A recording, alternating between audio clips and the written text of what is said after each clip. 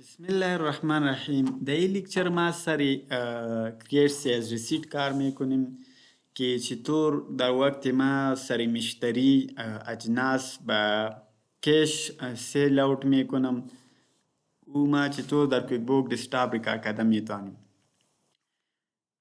without sales order یا اینوایس، به خاطر که ما در این به اینوایس یا سیلز آردر ضرورت ندارم که مشتری میآید و به نقد از ما سودا پرچیز میکنه، ما دایرکتلی در کویک بوک دسکتاپ ایرا ریکارد میکنم. میم در هوم پیج شما دیده میتونین کریت سیلز ریسیت سر از کلیک میکنم.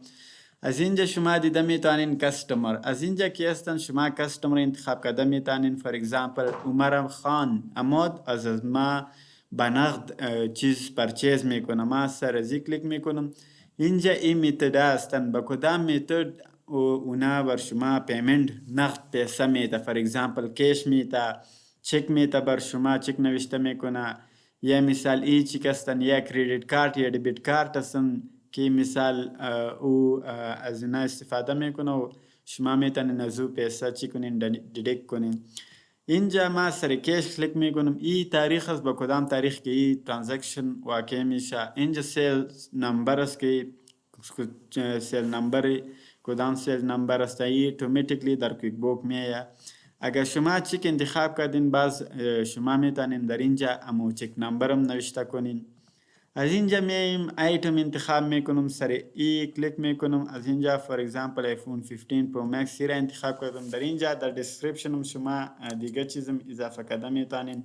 در اینجا ما کوانتیتی فور اگزامپل دو ایفون چی کردم، سر عمر به نقد سیل اوت میکنیم، ایرا نوشته میکنم. اینجا که هستن کستمر مسیج است، فور اگزامپل یا ما مسیج میمانم یا در میمو دیگه چیزم اضافه کرده میتونم. سر سیف اینکلوز که کلیک کردم ای سیف میشه و واپس صفحه گم میشه. سر سیف نیو که کلیک کردم ای سیف میشه و ای صفحه واپس باز میشه. میخواین در پی دی اف ریکارد داشته باشین، سر سیف کلیک کنین او سیف از پی دی اف. یا میخواین پرینت کنین، سر پرینت کلیک کردم میتونین. و میخواین در ایمیل ور مشتری روان کنین، سر ایمیل و سیلز ریسیت کلیک میکنیم. ای در ایمیل اتوماتیکلی شما میتونین به کستمر روان میکنین. ای ما سیف انکلوز میکنم. اینجا چکینگ اسپلینگ هستن و شما باز میتونین که ای از ریپورت های شما دیلیت کنین. ما اینجا میبینیم که در پروفیت این لاس اما سیلز ما ریکارد شد یا نه. میم به کمپانی فینانشل دین باز سری پروفیت این لاس استاندارد کلیک میکنم. اینجا که هستن سیلز ما 6 لک هستن، سر ازی کلیک میکنم.